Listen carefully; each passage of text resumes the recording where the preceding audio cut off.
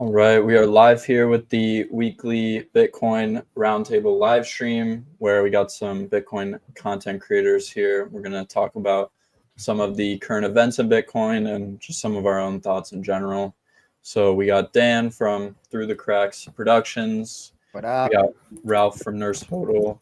Yes, sir. We've got Miles from the Bitcoin for Everyone podcast.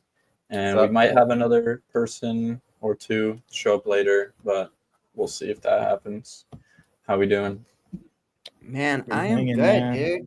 Good week for Bitcoin. Yeah. Every week is a good week for Bitcoin. So Yeah. Indeed. Yeah. a few days closer till Bitcoin standard. So Yeah.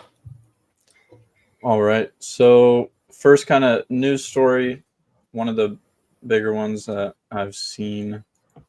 This article from the Wall Street Journal. It was on the cover of like the newspaper as well. Bitcoin goes all in on MAGA, shedding its anti-government slant. What are our thoughts on this? It's pretty funny. I mean, this is some serious political hating on Bitcoin. I think one of the easiest ways to get half of the country to hate anything is to say that Donald Trump and Trumpers love it. Yeah. And at the end of the day, though, I mean, I understand why they're doing this, because whoever wrote this obviously hates Bitcoin and they obviously hate Trump. So in order to try to stop Bitcoin, they're trying to align it as a Donald Trump thing. But Bitcoin is not a Donald Trump thing. Bitcoin existed before Donald Trump was a thing, before he was president. At first, Donald Trump hated Bitcoin. Now, obviously, he says a lot of good things about it. But,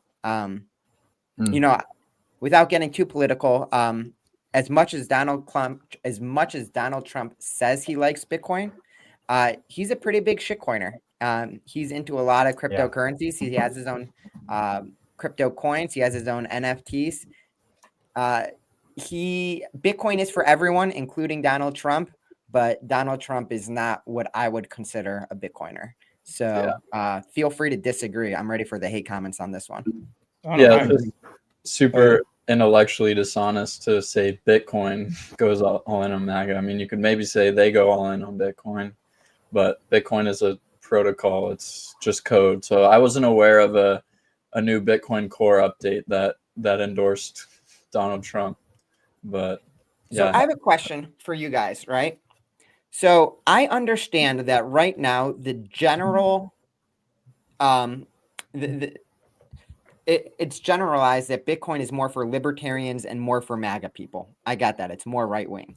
When I got into Bitcoin, though, in 2017, I genuinely thought it was more of a liberal thing at first. I didn't realize that more, and I don't even know if the numbers show this to be true, but I thought that Bitcoin was more liberal and more progressive than I would say. I thought that for the first 5 years. It wasn't until very recently that I realized that most people that follow Bitcoin are right wingers. I don't even know what your guys' political affiliations are. I don't really care. But did you guys think that Bitcoin was a right wing thing when you got into it, or did you think it was a left wing thing, or did you think it was neither? And why? Neither. Honestly, I didn't even think about that at all. I got into Bitcoin originally because I wanted to make more money. That was the thing. I know I didn't think about politics or anything like that. And then I guess you're kind of right, though. It does feel, I don't know. It depends. I feel like it depends on who you're talking to. Right now, though, I feel like a lot of people are gonna like dismiss Bitcoin because they dislike Donald Trump, and they might just kind of like be like, no, I don't want to be associated with this guy. And it's like, hey, man, too bad. This is not something that, this is not a choice anymore. It's like you gonna adopt it or you're gonna suffer later on. I mean, there's still time, but I don't know. I never saw it as political at all. You just saw it as making money, and I just saw it as making money, man. Yeah, that's something that all liberals and Republicans want to do. Yeah. Who doesn't want to make money? Yeah. So maybe if you're liberal, you would kind of be a bit more shy about saying that. I don't know. Yep. And to me, it's just I sort of agree with your perception, though, Dan. That I think it's hard, though, isn't it? Because most of the people that I know who are in Bitcoin are more conservative, I would say, and are more right wing.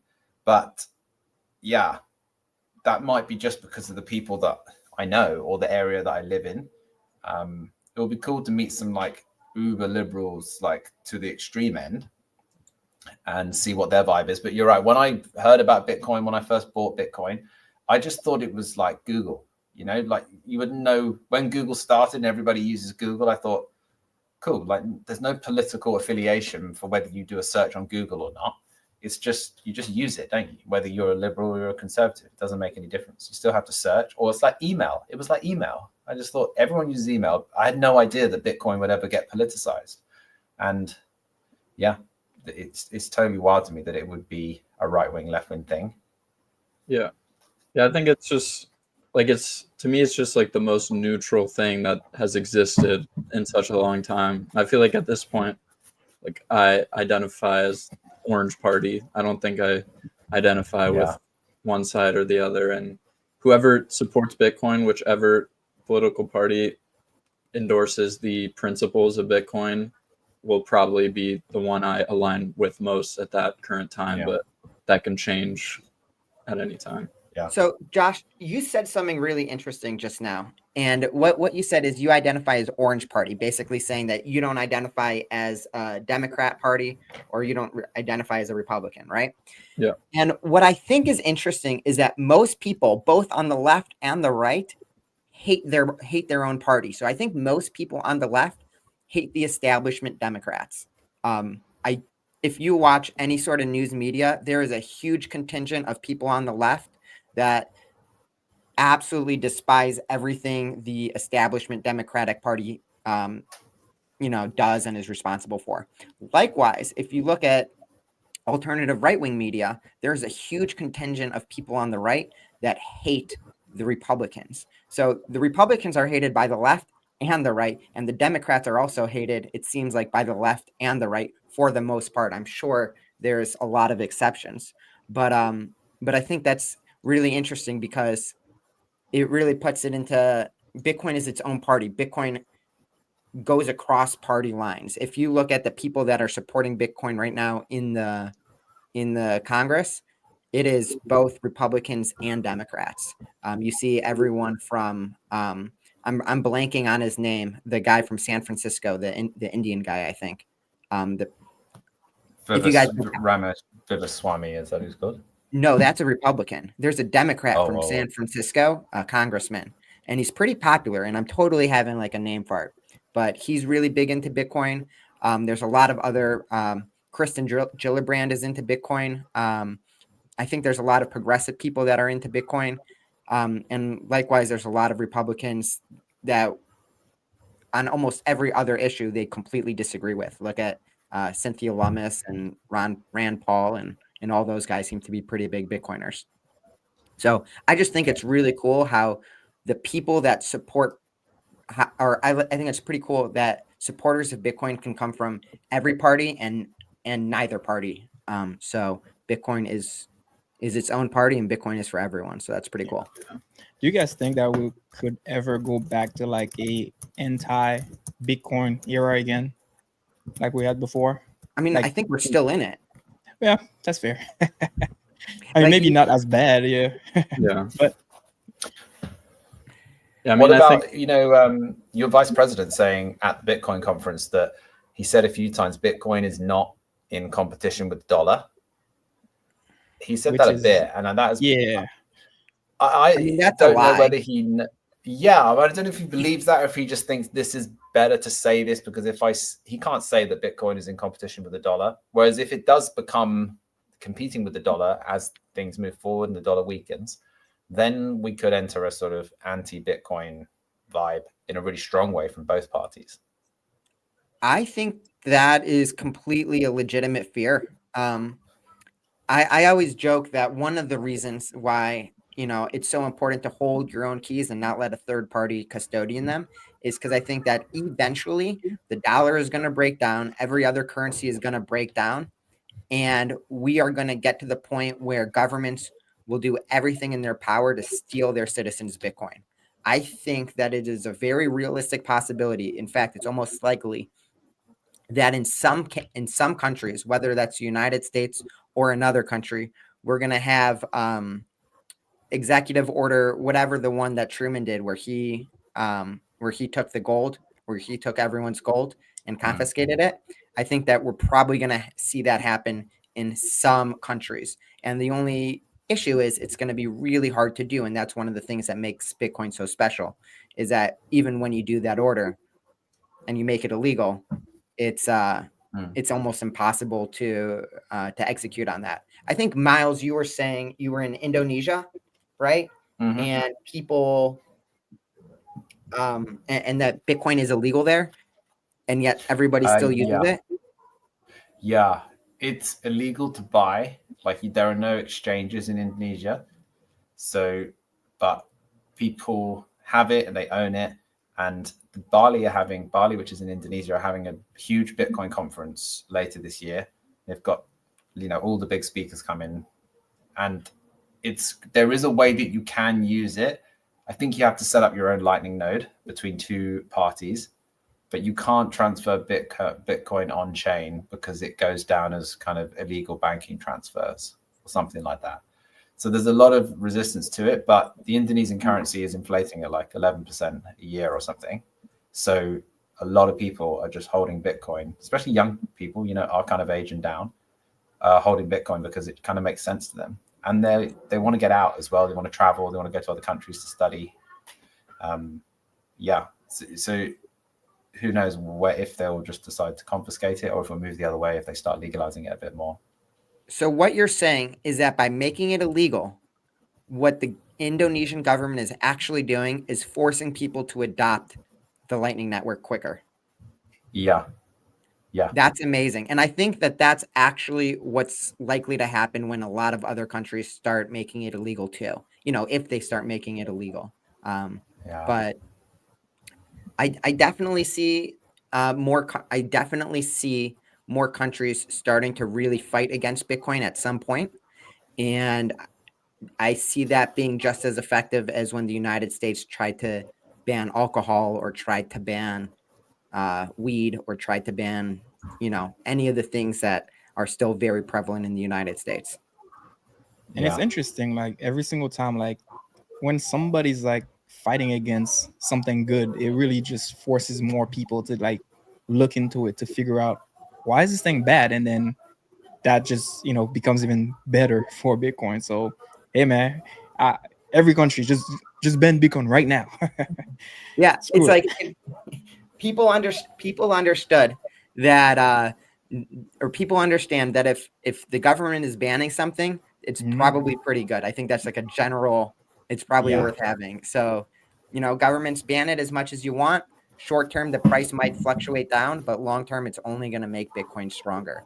And that's really what makes Bitcoin so special. I mean, think about it like right now. If, let's say, the United States government banned Bitcoin today, right? Everyone that's holding a Bitcoin treasury company, they're getting liquidated. Everyone that's holding a Bitcoin ETF, they're getting liquidated. Everybody that's storing their Bitcoin on exchanges, they're getting liquidated. They're getting whatever the government gives you, whatever the government would give you in return. But what that really does is it forces people to learn the hard way, which is going to be very uncomfortable, that they need to store their own keys. They need to be in control of their own Bitcoin. And if the government were to do that, it would only make the Bitcoin network stronger and more robust in the long term. Yeah. Sure. Yeah. Yeah. Because Sorry, Ralph. Oh no, you go ahead. Go ahead. What's the only reason like China banning Bitcoin is because of the fear of the impact on their own currency and capital flight, so people taking money out of the country. And I used to get worried when those things happened. I thought, oh my gosh, they are going to ban Bitcoin. But now, the more you understand it, the more you realize the only reason to ban it is not because it's dangerous to anybody, like some kind of chemical that's in your food or something. Like that's good to ban that stuff. But it's because they want to protect their domestic economy. I don't think, and people say, oh, what if the whole world bans Bitcoin? It's like, it's not possible for the whole world to ban Bitcoin. Maybe one country could stop you transferring back into fiat. But yeah, it kind of just increases the case for Bitcoin, the more governments decide to ban it, and potentially in the future we will see that more. Yeah, so I'm excited to see the future. I don't want Bitcoin to get banned just because while the government can never steal my Bitcoin, they could put me in jail or they could do something bad to me. But I don't think they will, and if they do, I think Bitcoin will be all right, and I think everyone listening that has their Bitcoin in self custody, they'll be fine too. So go And Bitcoin. I think we like you guys. I'm sure a lot of you guys, you've heard of the phrase like first they ignore you, then they laugh at you, then they fight you, and then you win. I think like we're kind of like on that third stage where they're still fighting, but we're like closer to winning now. So yeah, I mean, I think it's a matter of time, really. Yeah. That was a Steve Jobs quote originally, I believe, right? Was it actually? I don't know. I could be wrong. I want to say it was a Steve Jobs quote originally. I could be wrong. Yeah. But for a while, that quote was like really, really, Oh yeah. powerful. And Yep. then Elizabeth Holmes, the founder of Theranos, if you guys remember her, she went to jail for fraud and stuff. She said Yeah. the same thing about her company too. And then I feel like it really completely diluted the power of that quote. But Damn. because I don't want to be saying the same thing as her. Yeah. Ralph, I've definitely experienced that whole process though. Yeah. When I first started buying Bitcoin and telling some friends, like seriously telling some friends, even not being that confident about it, saying, I think you should buy Bitcoin. I'm like, I don't understand it yet, but I think it's going to change everything. And people just being like, you idiot, like you're wasting your money, you're throwing it away, literally laughing at you. Yep. And then over the years, occasionally getting messages saying, oh man, do you remember how much Bitcoin was when you told me about it? Like, yeah, now we're starting to win. We're just on the cusp of that. Yeah. Yeah. But This yeah, is interesting. Forrest is in the comments right now because we're Yeah. talking about how important it is to do self custody, and Forrest is saying, well, how important is it to run your own node? That's a really good Ooh. question. And Josh, why don't you start us off? Because Forrest, I know that you are making your own series about how to set up your own node, which I think is absolutely incredible, and I think it's super important. But let's hear from you guys. What do you think? How important is it to run your own node? Who runs a node here out of everyone? Do any of us run a node? I don't. I don't. I'm planning on by the end of the year for sure. That's something I've been trying to work on for real. I need to learn more about it first. So I'm looking forward to Forrest's series, to be honest. yeah, not yet for me too. And I kind of feel like a fake Bitcoiner. I know. Yeah. It's a shame, man. Yeah. I feel like Yeah. I would say it's important for sure, and I think Forest series will be really cool to see. But yeah, Dan, what do you think? So this is really interesting, and I think that the answer is different for different people. If you are an average person with an average amount of Bitcoin doing average transactions, I don't know what your guys' personal stacks are, but I would imagine we're all in this category. It's probably not that super important for any of us to run our own node. And the reason why I say that is because there's so many nodes out there that you can generally, I hate the word trust, but it is a fair assumption that the majority of the nodes that are working together are getting things right. If I work with, or if I want to go on the Bitcoin Explorer and I want to go on blocks on the mempools and block streams or whoever else's mempool and verify that my crypto transactions are right and verify that everything is in order, I can do that, and I can go double check on two different block streams or on two different block explorers, and I can feel pretty confident that it's working. I can really just check on one block explorer and feel pretty confident that everything's in order.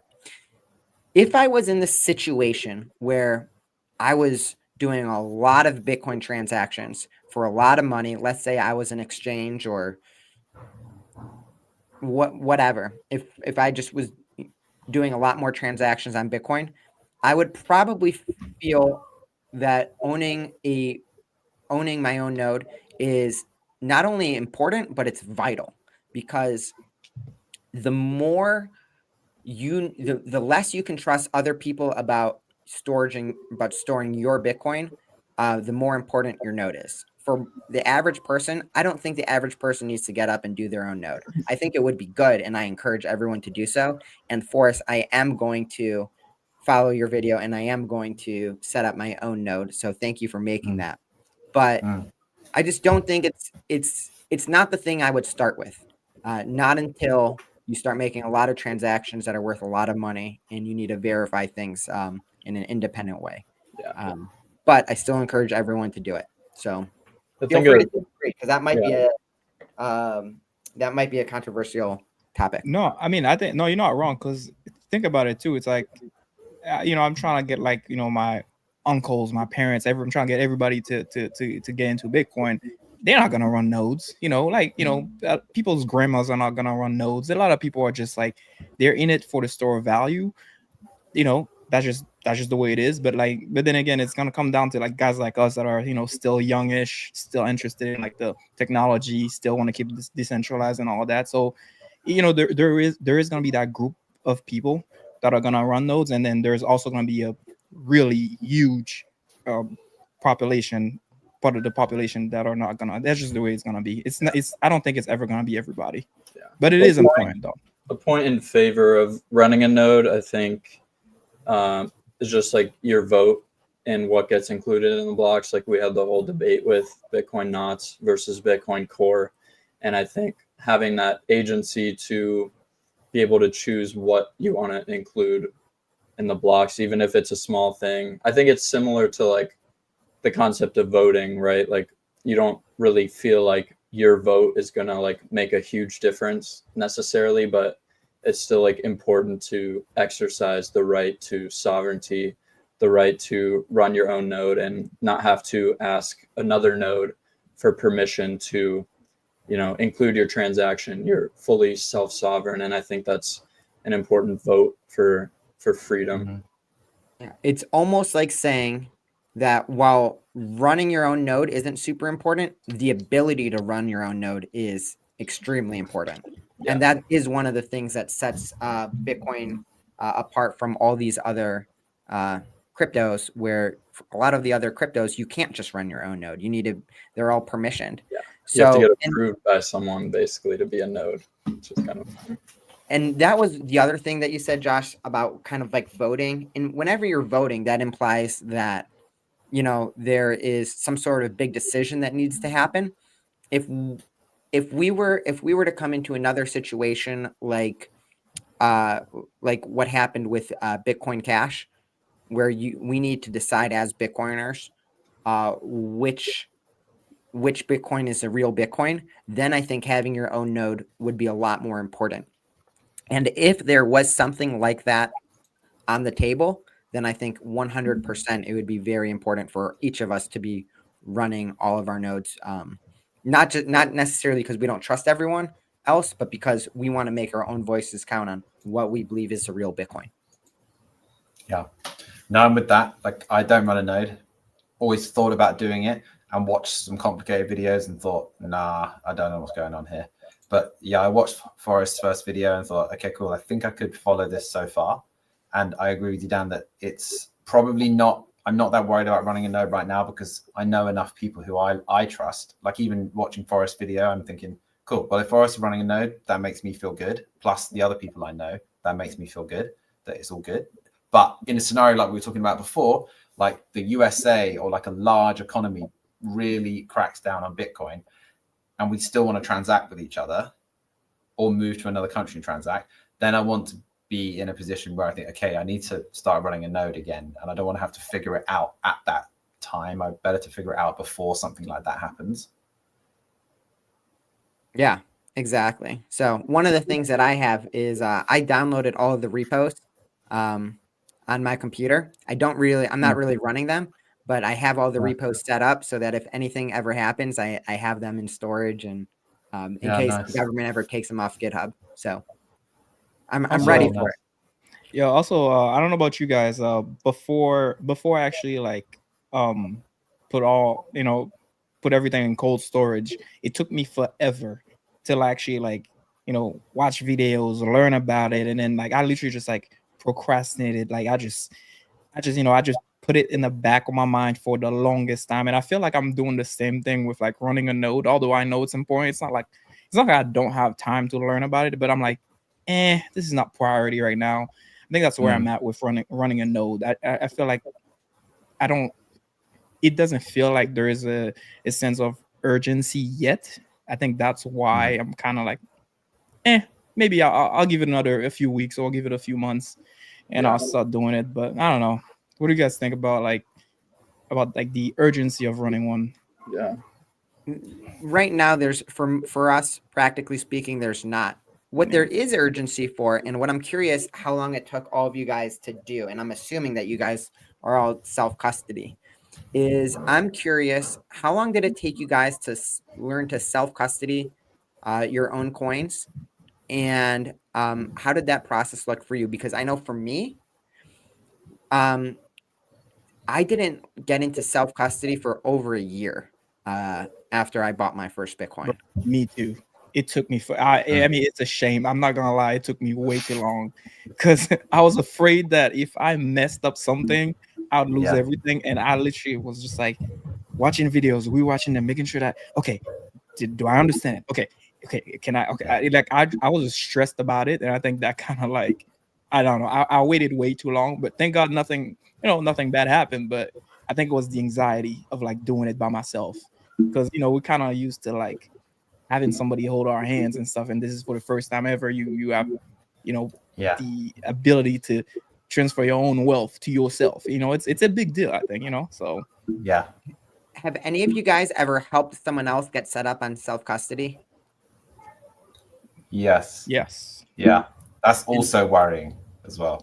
When I did that done it with a couple of friends and my mum and dad, and I didn't do the actual transfer of their whole, Bitcoin net worth. I just got it set up so that they could do $20, $50. And I was like, cool, the $50 has arrived. Now you need to do the whole transfer. I don't want to be involved in that. Even like copying and pasting the address. I was like, no, when I've left your house, I've shown you everything. You have to do this last bit by yourself because I don't want to be responsible for it. Because I still don't, we have to not forget that it is actually scary to do that whole transfer to your cold storage, whatever it is, even if it's like a sort of hardware wallet.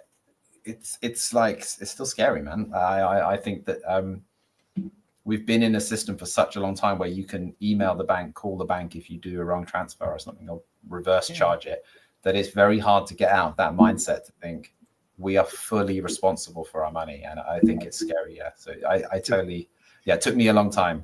It took me, because if you lose it, you lose it, man.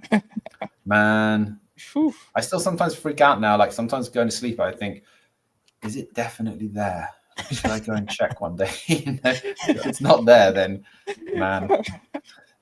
In my book, I literally if you guys don't know, I have a Bitcoin book for beginners. It's called What is Bitcoin? Your first step down the rabbit hole. And I have an entire section of just setting up your own cold wallet, or not cold wallet. I have an entire section of setting up your own hot wallet. And I think that is one of the most important sections of the book because it literally walks you through like every single detail, like what these things mean, how to check it on a block explorer. Because it is a really scary process. And I mean, that goes into another question. I see Forrest has a question about favorite hardware wallets and why. Oh, actually, fun fact, my first, that's embarrassing, but my first wallet was freaking Tangent, man, because I did not want to be responsible for like the 24 words and stuff. So I was like, you know what? Let me go with this one because it's just like 3 cards. What so was like, it? I didn't. Oh, Tangent. Tangent? I don't it's even like, know what that is. let me see if I can pull up oh, yo, Josh, can you pull up like a picture of it or like on the website or something? I don't know if Yeah, It's literally like they take it. They give you like 3 cards, and it's basically like you don't have to worry about your passphrase or anything like that. Like if you can access your coins as long as you have, I think, 2 cards or something like that. So you can lose one of them but still have access to 2 of them. And I guess it was a terrible choice. So yeah, so don't use Tangent. I feel like with hardware wallets, there's always going to be hate from someone. Like I thought I did some research and found the best one to use, and then you say to some like guy who's running his own node 10 years ago and knows everything, you say, "Oh, I'm using a Trezor." They're like, "Whoa, man, don't use that." You're like, "Hang on, I spoke to 10 people and they all said that Trezor was all good." Right. And they say, no, you should use this brand. And you're like, "Oh man, it's very confusing." Very confusing. So if you're not really maybe we should clarify, because I see BTC Moon Guy in the comments. He says he started off with paper wallets, right? So for the main people out there, let's talk about what are the different types of wallets that you have access to. You have a brain wallet, right? Which is basically storing your 12 words in your head. Do not recommend that, but that's a kind of escape your economy, escape your country kind of situation that I think. Yeah, that's what that's for. Only in worst case scenarios. Then you have paper wallets, which are basically like on paper. They have the keys set up. Those are really interesting. I have never used one. I don't think I would use them. But I can also see how they might be a good idea for some people in very specific situations. I would love to hear just more about how BTC Moon Guy got started with that, because I think those are very rare. And then there's hot wallets and cold wallets, right? And hot wallets are essentially wallets that are connected to the internet, and cold wallets are wallets that are not connected to the internet. In order to broadcast the transaction, it has to Bluetooth to an internet connected device that does not hold the keys. So what do you guys think about, for beginners, people that have never took self-custody of their coins yet? Would you recommend a hard wallet for them or a cold wallet for them, and why? I mean, I think like absolute beginner, like 0 hours, like you should probably just keep it on the most trusted exchange until you're ready, but just don't wait off too long. Yeah, I actually agree with you. I mean, it took me a year, and now, I wrote a Bitcoin book. So if it's someone that's as you have to practice what you preach. Like, do things slowly. I think it is worthwhile to do things slowly. But Miles or Ralph, I think what would you guys recommend? I agree. It's like keeping it on the exchange. I mean, I kept mine on exchange for the longest time. I mean, thank God nothing happened, but like, it's okay to keep it there and learn about the best way to, move it, in the meantime. So yeah, I think, keeping it on there. Cause I mean, it's like, you can use a, warm wallet, but like, it's like, why not just learn about the safest way to do it? Why, take a step in between to learn about something that you are gonna move on in like a few weeks, so I don't know. Yeah, I think people should like set a date or something, like say like I'll do enough research this day, I'm gonna order a cold wallet, and then like I think definitely cold wallets are the way to go. Definitely something that's Bitcoin only is the best way to go. Something that's air gapped, which means like there's no connection to your computer, and something that has open source software. That's also really important. Something that has a software that's publicly available, that you can see all the software that your wallet's running. I think that's one of the keys. Yeah, no, I was just going to say, making sure that whichever wallet you keep is open source is so important. And that's because not all wallets are open source. And I'm going to point to, I don't want to pick on any particular wallet, because I don't want to give, and I don't really want to give a recommendation, but I'm going to pick a little bit on Ledger. I don't know if you guys remember what happened with Ledger a few years ago, where they got in a lot of trouble because they created a new feature that essentially allowed, somehow there was like some backdoor that allowed Ledger to have access over your coins in a cold wallet setting. I'm probably messing that up a little Yeah, bit. it was but- called Ledger Recover, and it was Ledger like, Recover. yeah, Yeah. so, but it was something you had to opt into. So I think you had to give them that access and like give them permission to do it. But just the fact that they had the ability to do it, even though they said, you know, that you need to Yeah. opt into it, Definitely it not made ideal. the entire Bitcoin community, I think, really, really scared. And I know I actually had a ledger at the time, and I ended up smashing that thing with a hammer. And I think I posted about it somewhere on Twitter. Damn. But regardless of whether Tether did I say Tether? Regardless of whether Ledger was safe or not safe, I don't know. And I will never be able to know because the code wasn't open source at the time. So I see Bear Hoofdy says he has a ledger. So I had a ledger too. I chose not to use it. And it might be safe, it might not be safe, but by having a wallet that is open source where you can verify all the code yourself, it makes it a lot more safe and allows you to verify its safety. So that's one of the most important things I would say, is that if you are going to choose a wallet, whichever wallet you choose, make sure it is open source. And I was gonna follow up with what Miles says. I ran into the same problem too, where I was using a Treasure too, and I thought it's open source, and but then I had a meeting with one of the guys from the Bitcoin Way, and they were like, no, it needs to be.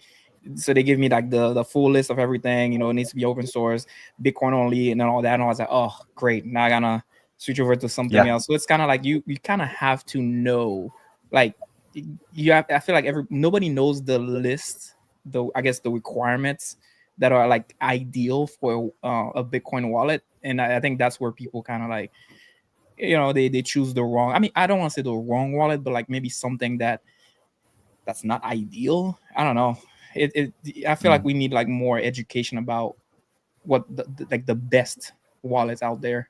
Yeah, and I've heard good things about Blockstream, Jade, Cold Card, Q. Yeah, those are like the big two. I think I hear people talk about the most. Yeah. I think to like summarize, really, I think that everybody can track their Bitcoin education and journey via the way they custody their coins. So you start on an exchange, and then there's no shame in keeping it on exchange for a while, because like Ralph was saying, you had it on for a year. I had it on for over a year for sure. And I think that also in that year, that was when I was really learning about Bitcoin, and I was buying more Bitcoin. And as I was, DCAing Bitcoin, my balance started going up. The price of Bitcoin starts going up, and you learn more. And then you think, gosh, that's quite a lot to keep on an exchange. So then, you learn more, you get a ledger, and then you have a ledger for a while, and then you learn that you don't want to have a ledger anymore. And then, so I think it's hard. I think that, you need to keep the barrier for entry for new people low. And then, what we're saying is hopefully every time someone hears a conversation like this, like even I'm thinking, maybe I should think about splitting my coins between two different cold storage solutions rather than keeping it on one. There's always a level you can go up, and everybody should always be thinking, as the price goes up, maybe I should increase my security a bit more. Yeah. What I'm waiting for is the day where Apple or Google makes it really easy to choose a hot wallet by having them built into the Android and iOS software. I think that when that happens, obviously there will be issues and it won't be perfect, but when those two companies make it, I feel pretty confident that they're gonna make it in a way where it's good enough for and easy enough to use and figure out for the average person. So just a thought. Yeah, and then you just gotta yeah, like you said, the ledger to Bitcoin only, it's kind of like the pipeline, and then from there, just it's like improving your security step by step and just making sure that's top of mind. Like, I don't think there's going to be like a perfect, security solution, but it's just about like keep leveling it up and thinking about like the different safety measures to because it's generational wealth and you have to treat it that way. And that's the mindset you have to have when like thinking about how to keep it safe for the future. Exactly. The more Bitcoin you have, the more you need to think about your custody. The less Bitcoin you have, the less important it is for you. Yeah. But it's still generational wealth, even if you just have a little bit right now. Let's hope so. Yes, I don't know which generation though. That's yeah. Your great grandchildren will be happy that you kept it safe. by that point I'll have spent it all. What's an amount of Bitcoin you guys think if somebody has, they should start thinking about, getting a cold wallet? Like, like I guess in terms of like Satoshis, like, 0.1, 0.01, like, like what do you guys think about, like, I guess because eventually even 0.01 is gonna be generational wealth, but that depends on like, so like what do you guys think about that one? I would say it's not really. I don't think about it in terms of like Satoshis. I think about it in terms of relative to your wealth and your appreciation of that wealth.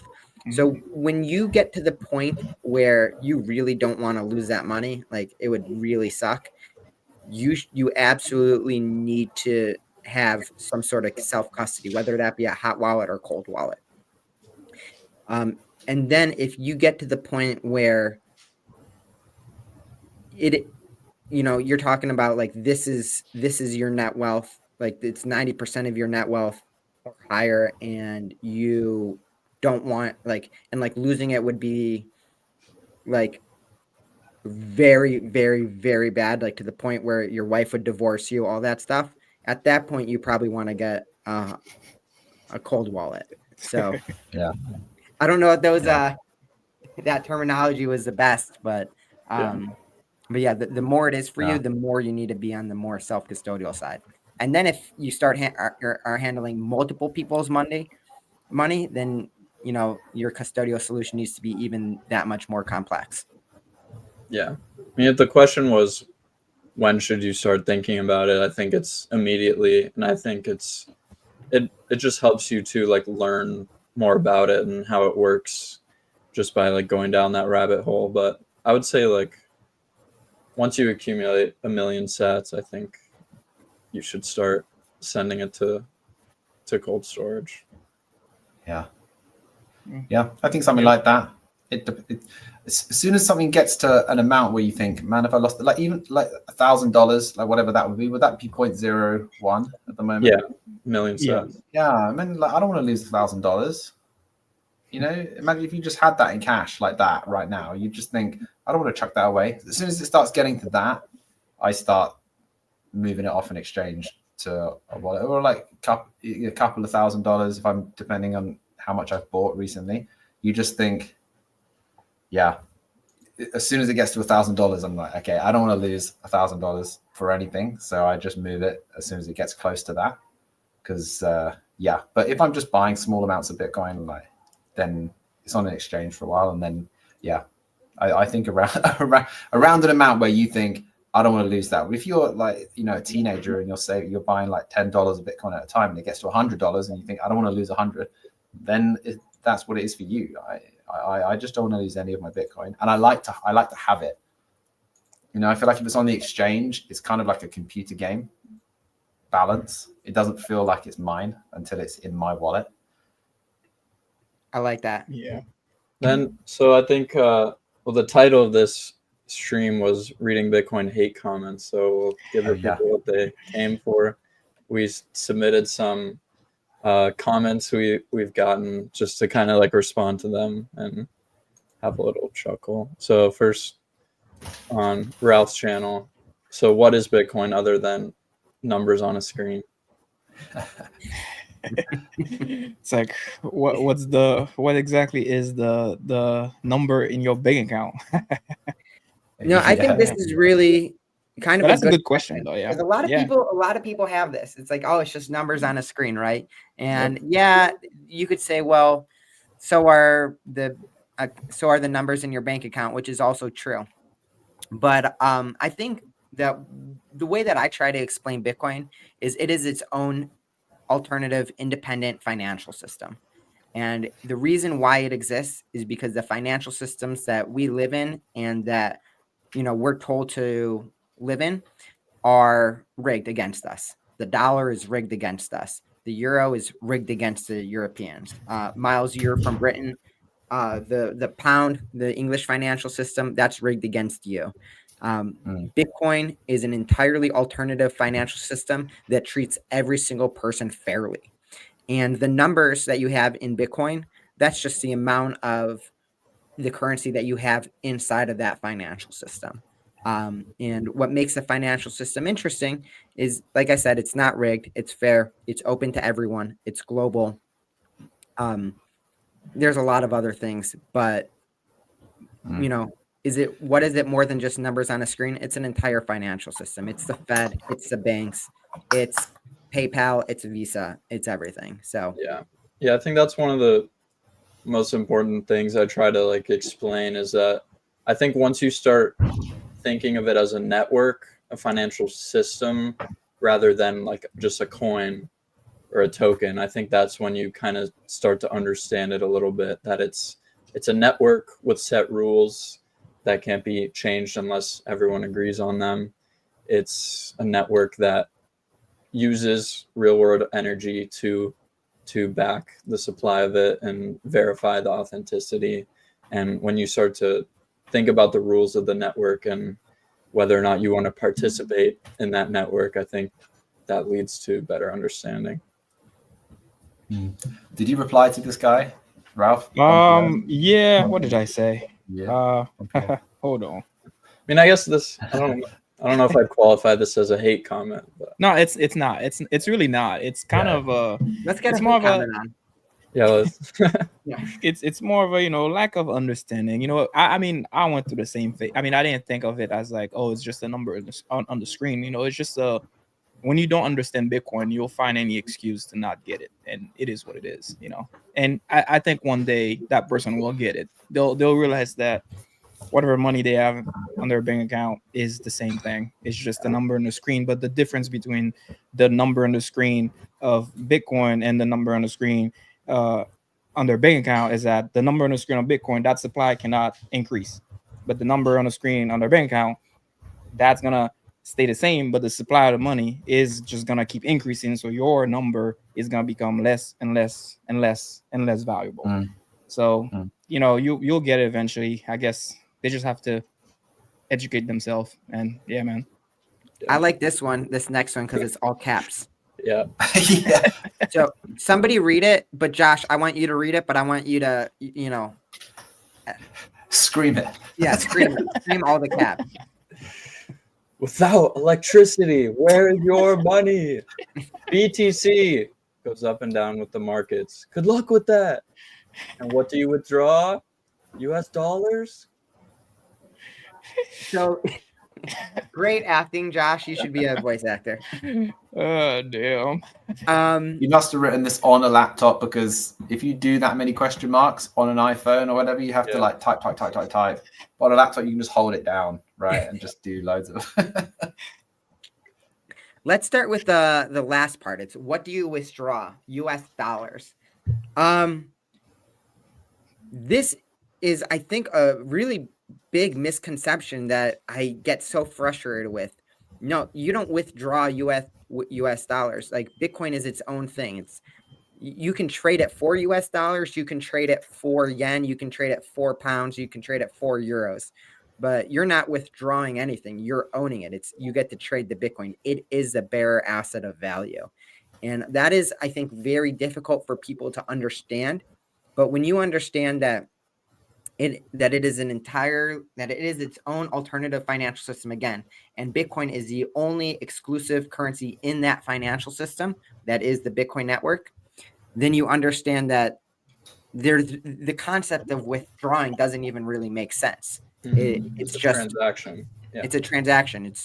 It's your own currency. You can trade it for whatever, but there's nothing to withdraw because there's no one holding your Bitcoin for you in the first place. There's no depositor location like a bank. It's just your money. It's your dollars under a mattress, except it's the digital version of that, which is your Bitcoin in your self-custodial wallet. Yeah. The title of Satoshi's white paper is a peer-to-peer electronic cash system. So by withdrawing it, you're just sending a transaction from public key A to public key B. You're using your private key to sign off on that transaction, saying that I, public address A, authorize 2 Bitcoin to be sent to public address B. And by using my private key, I'm signing off on that transaction. My transaction then gets broadcast to a node. And then that node, if they verify its authenticity, will broadcast that transaction to the network. And then the miners will validate that transaction and include it in a block. So that's what you withdraw. Complex way of saying you're not withdrawing it for dollars ever. Yeah. We should do a thing where like Josh kind of covers the rest of the tweet or rest of the hate comment, where you just start with without electricity and then like the rest of it's covered, and we have to guess what it's going to be, the rest of the hate comment. Because this could be anything. Like without electricity, you could put anything in there. Without electricity, we're all done. Everything is a problem without electricity. You know, like it's the light bulb is a horrible invention. What would you do without electricity? Yeah, without electricity, it's not like we're going to suddenly start using gold or, you know, start taking gold chunks around to pay for gas or something. It's just not going to happen, is it? And how are you going to cut that gold up without any electricity? Everything is a problem without electricity.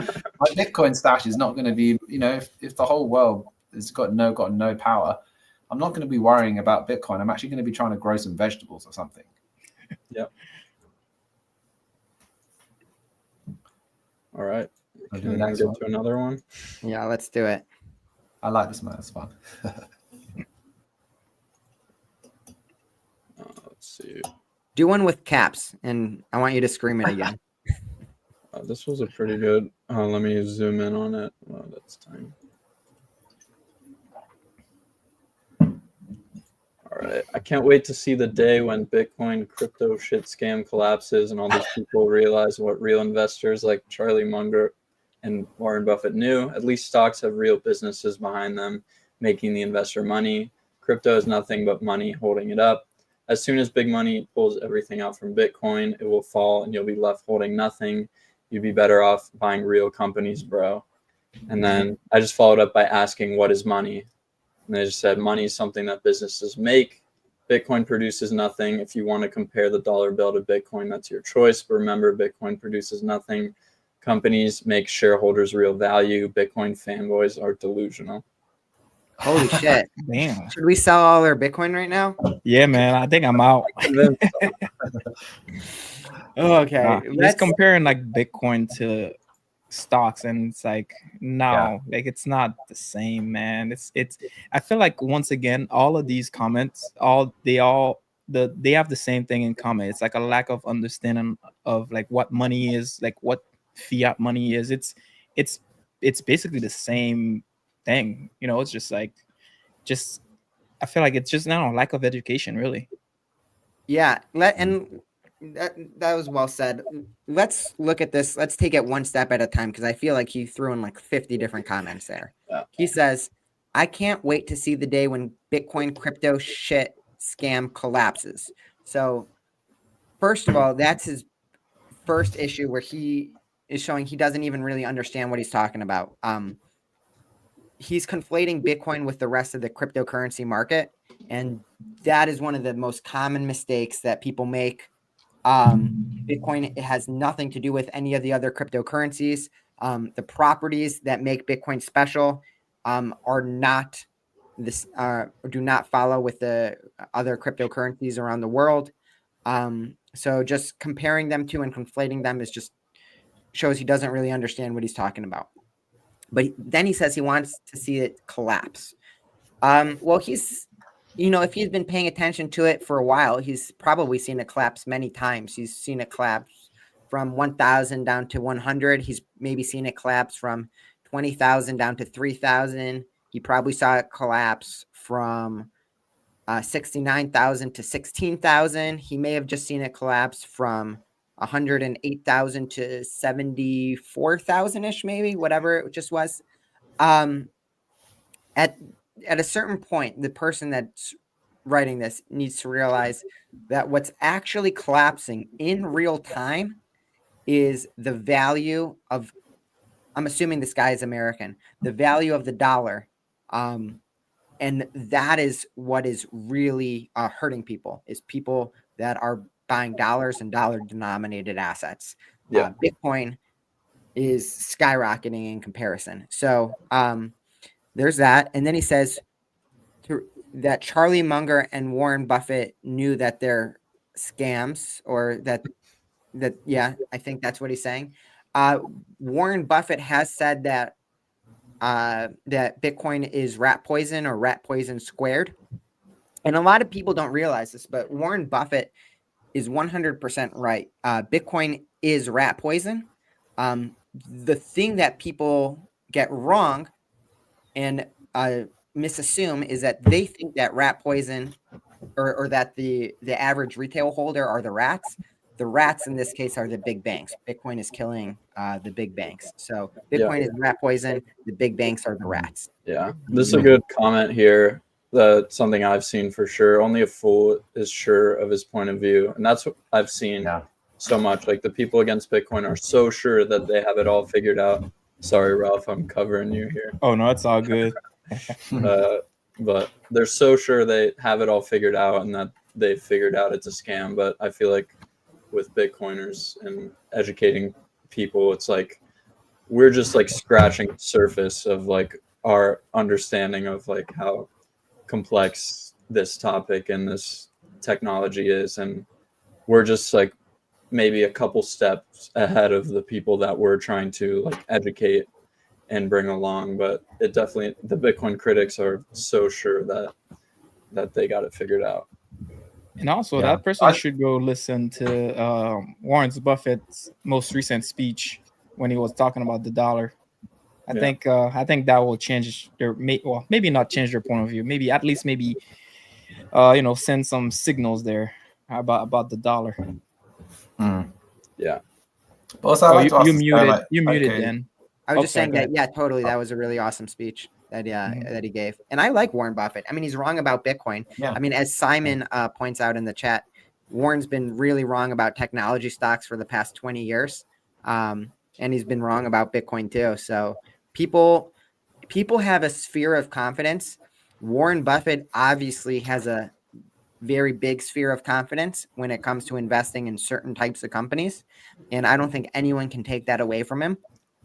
But his sphere of confidence has never been, or competence has never been technology or anything technology related. So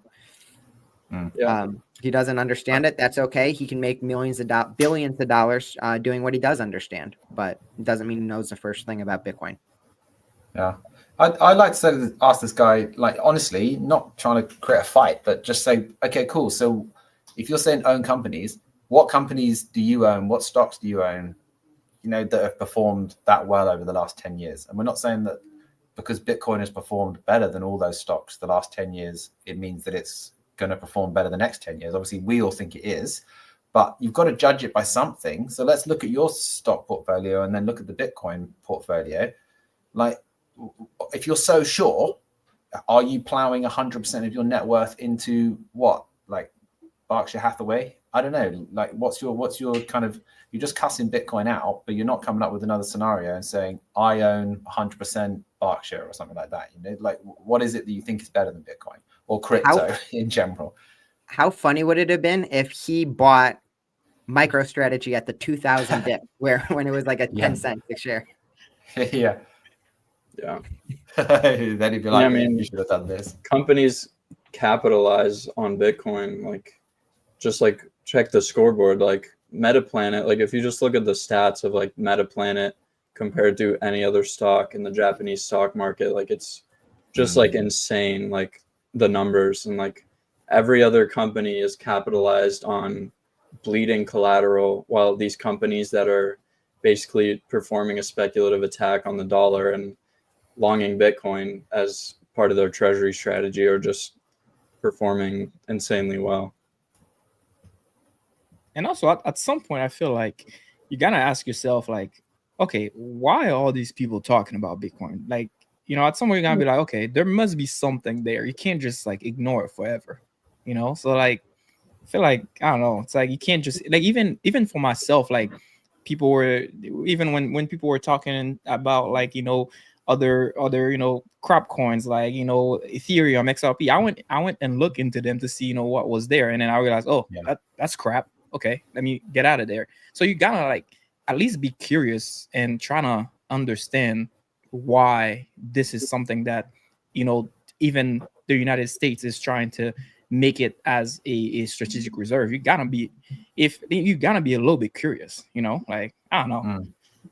Yeah, if those types of returns don't at least pique your curiosity to see what am I missing out on, then I think you're doing yourself a disservice. Like anytime something goes up that much, even if it is a scam, because sometimes, you know, sometimes pump and dump scams really happen, but you should at least look into it if something is going up and say, is there something there, or do I think it's a scam? So right.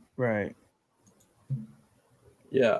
Well, we can get to a couple more comments. There was a good question I wanted to get to real quick from Dean. When should we take profits from Bitcoin? I've been stacking, doing it properly in self-custody, managing UTXOs. Should we keep stacking and wait? I want to take my family on holiday. That is a great question, Dean. Yeah. Dean, I'm going to tell you this because that is a fantastic question. The idea of taking profits from Bitcoin is, I think, a misnomer. I think what you're doing is you want to always just have as much Bitcoin as possible. However, what you're saying is, and I'm assuming that you have a long time horizon, 4, 10, 20 years. If you just keep your Bitcoin, it's going to be worth a lot more. But what you're saying is that you want to take your family on vacation and you want to take your family on holiday. So I'm assuming that what you want to do is sell some of your Bitcoin to help provide a slightly better lifestyle in the form of vacation for you and your family. And if that's the scenario, I would say do it now. Take some Bitcoin. You hodled for however long you hodled. If you can sell some of it to get the vacation that you want, that's going to make your life better, you can do that today. I don't know if the price is going to go up or down tomorrow. I don't think anybody does. Long term, obviously, it's going to go up a lot. But if Bitcoin is there, or my viewpoint is that Bitcoin is there to help improve your life. And if selling some Bitcoin now to take your family on the vacation that you want to take them to, maybe you want to, excuse me, the dogs, you could do it. You could do it now. Yeah, fully agreed. And yeah, like Bitcoin is money and it should be treated that way. Always in my videos say like the peak energetic like potential of dollars is right now. So like you're incentivized to spend them while you can. But with Bitcoin, you're incentivized to save. And then so it's just about balancing like living your best life and also treating Bitcoin like generational wealth in the future. But I think it's just about having a balance between those things and not going too far, not enjoying your life at all because you're trying to accumulate as much Bitcoin as possible, and not just spending all your Bitcoin because it's going to be worth a lot more in the future. Yeah. Nobody wants to be the dead guy with the most amount of Bitcoin. Yeah. Yeah. I mean, I think it's cool. I'm going to take some profit at some point. Right now, I haven't got anything I need to use it for, but I think, you know, I want to buy a house soon, like a big ass house. You know? And when you say profit, you're meaning just upgrade your life with the house. Yeah. You don't mean exactly. Like, but I think if you're going to spend your whole stack on a vacation, that is, it's not just to do with Bitcoin taking profit. That's just bad financial advice. If we said that, like if you need to spend your whole stack to take a vacation, you should not go on vacation. Like just hold that Bitcoin and just go for a walk in a park or something like that, or go camping. Like I guess it depends on how much of your stack you're selling. If you're just selling a little bit of your stack to go on vacation and you can't do that with your fiat money, then I think that makes sense, especially if you're doing that out of a big profit that you've been hodling for a while. I think that's cool. I think at some point, if we always are saying Bitcoin is money, then actually it's money that we use to upgrade our lifestyle. And if we think Bitcoin is money, we should use it to do that. Yeah, I agree, man. It's like the point of saving money or saving in Bitcoin.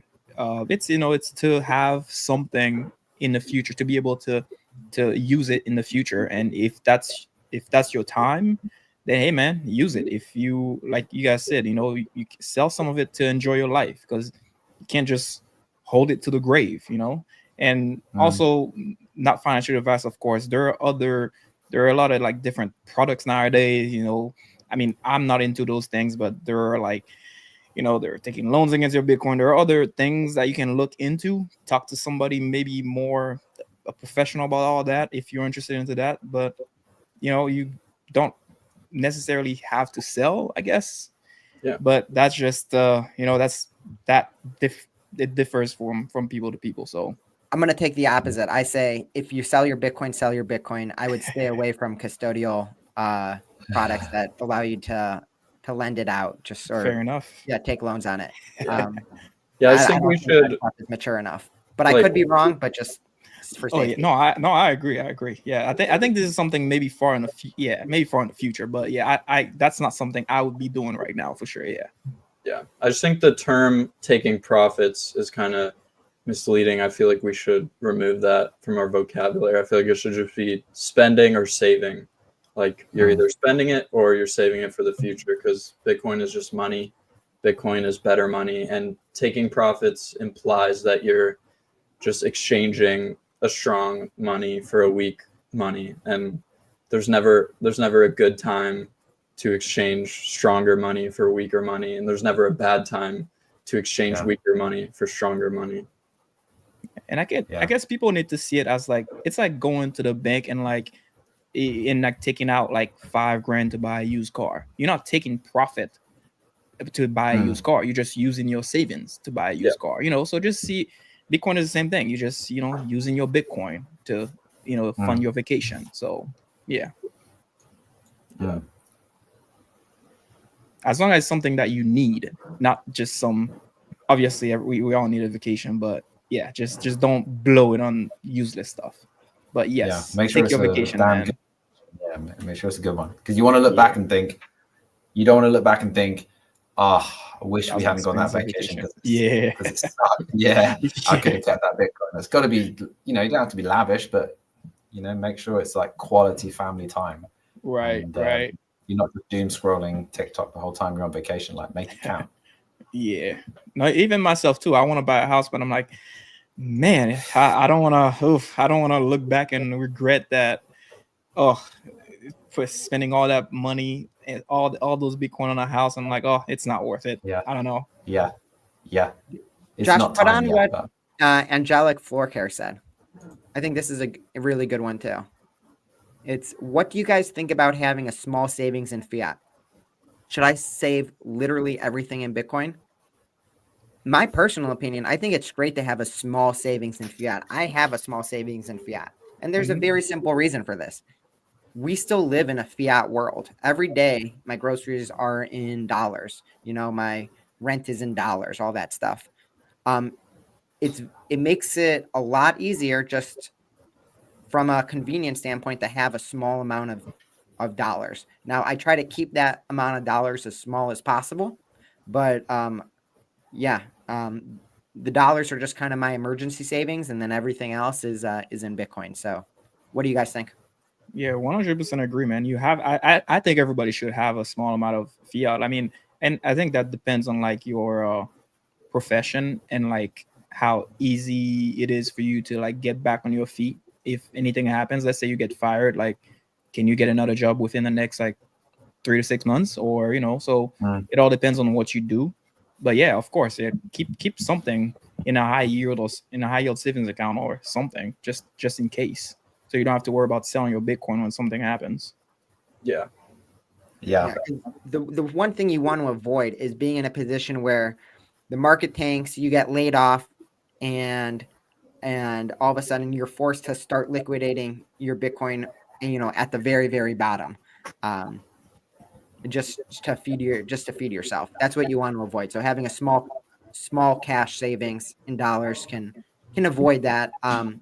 But as soon as you start getting beyond a certain point in dollars, you're just literally throwing that money on fire. So it's like insurance almost. Like Yeah. you have insurance knowing that all the money that you're putting into it is probably going to waste, but in the small chance that you actually need it, you have the ability to use it. Yeah. How much is too much dollars actually? It's probably should be measured in how many months you need to live, or how many months you can live on for the dollars Right. you've got saved. I think I reckon. if you have more than 3 to 6 months saved, I mean, I don't know. Yeah. Everyone's And I think a counterpoint would be like Bitcoin goes up over time, right? It's volatile, but over time it always trends to the upside. So even if you're selling more Bitcoin in the short term and you just have like a stack, like you could realistically just, if you're mega Bitcoin maxi, you could just keep your net worth at 0 at all times. Like just use your credit cards, always keep enough cash that you're just at 0 net worth in dollar terms, like just with your credit card balance and your checking. And if you have some unexpected expense, then you sell some Bitcoin for dollars to pay for that expense. And there's also things like Strike has a checking account option where you can just pay for things directly from your Bitcoin balance. And like Jack Mahler says, like, I think the reason people are hesitant to do that is because of capital gains, but all capital gains means is that you beat monetary debasement. Your money beat out the dollar. And so yeah, it sucks that you're paying a tax on the margin that you beat monetary debasement, but in reality you could just have a 0 net worth in dollars. good alternative point. Mm. Forrest said he recommends the Jade, Blockstream Jade. It's a good cold wallet. Yeah, there's a lot of good ones out there. The Jade is a very popular choice for a lot of people. Yeah. Well, it looks like we're over an hour. Was there anything else people wanted to cover? I feel like we still had so much more to talk about, and I Yeah. want to hear more of your angry voice, Josh, but Yeah. I mean, we could. we'll do it. We'll do it next time. I'll probably be That out should next be- week, but the week after. All There right. should be a segment every week. Is like one hate comment. Yeah, The hate comment of the week. I like it. No, we should for real. That was fun. Well, you guys just All got to keep on pumping out lots of content to get those hate Yeah. comments. Yeah, I need to get some hate, man. I haven't really Yep. got any so far, but I need some. We'll do. Oh, it's coming. All right. Sounds good. We will catch you guys next time. All right. See you guys. Peace.